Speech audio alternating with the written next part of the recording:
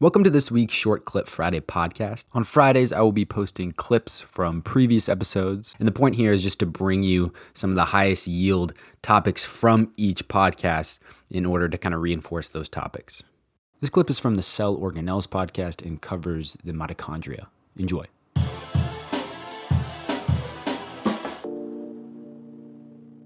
And with that, I want to move on to the organelle that shows up in humans only and is also my favorite organelle, and that is the mitochondria. And in terms of its function, the phrase you've probably heard a million times is that the mitochondria is the powerhouse of the cell, and that is because it produces a majority of the cell's ATP, which the cell uses to power reactions. For all of its energy needs, it uses ATP. But the mitochondria does a lot more than that.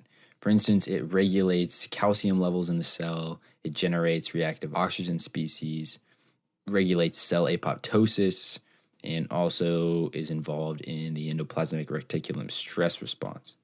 And more recent research has shown that mitochondria can even communicate with each other through intercellular contact.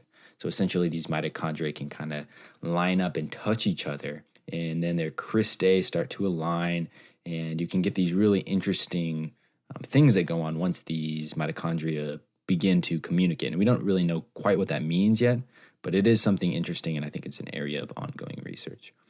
And it's also important to point out that mitochondria have their own DNA. And in terms of their location, they are located in the cytosol. There's usually a bunch of them spread throughout the cytosol because the cell needs a lot of ATP. And in terms of their structure, these mitochondria are kind of bean-shaped, and they have an outer membrane and an inner membrane. The outer membrane basically forms this bean shape, as I was saying, whereas the inner membrane, which is inside the outer membrane, forms these kind of folds that are known as cristae. Go look up a picture. It looks pretty cool. And inside the inner membrane, you have what is known as the mitochondrial matrix. This is where all the magic happens, and it is also where the mitochondrial DNA resides.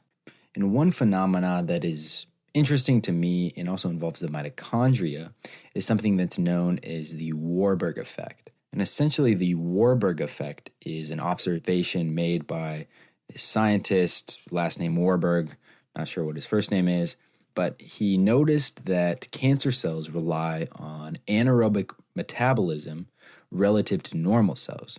So if you remember what anaerobic metabolism is it's essentially just glycolysis, and then you produce lactic acid, and then you regenerate your NAD or NAD plus or whatever.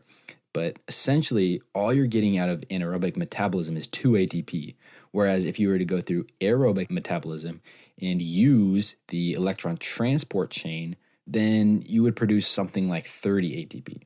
So it's kind of a counterintuitive thing that Warburg noticed, right? Cancer cells, which are proliferating and growing super fast, need a lot of energy, but they rely on anaerobic metabolism, which only produces 2 ATP, whereas if they were using aerobic respiration and the electron transport chain and oxidative phosphorylation, then they could produce 30 ATP. And so it's kind of like, what's going on here? And so there's a bunch of different theories as to why it is that cancer cells in particular rely on this anaerobic metabolism pathway. It could be, number one, that the cancer somehow impairs mitochondrial function, so then the cell is forced to rely alone on glycolysis and can only do 2 ATP at a time.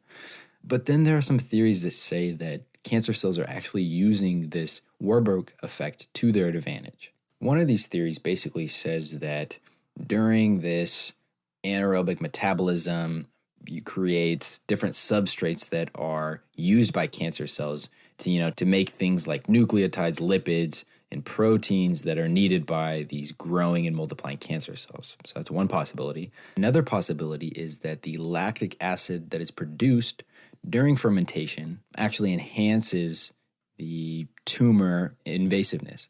So there has been studies that have shown that a low pH tumor environment actually enhances that tumor's invasiveness.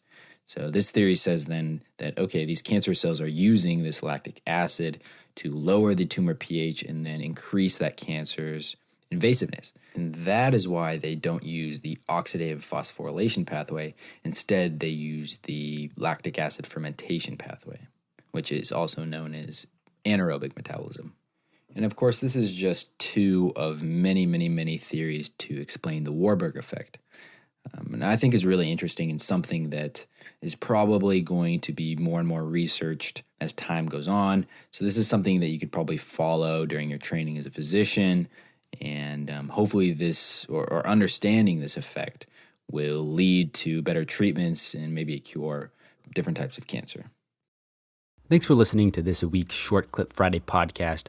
On September 24th, that is next Thursday at 7 p.m. Eastern Time, I am taking part in a Facebook Live event.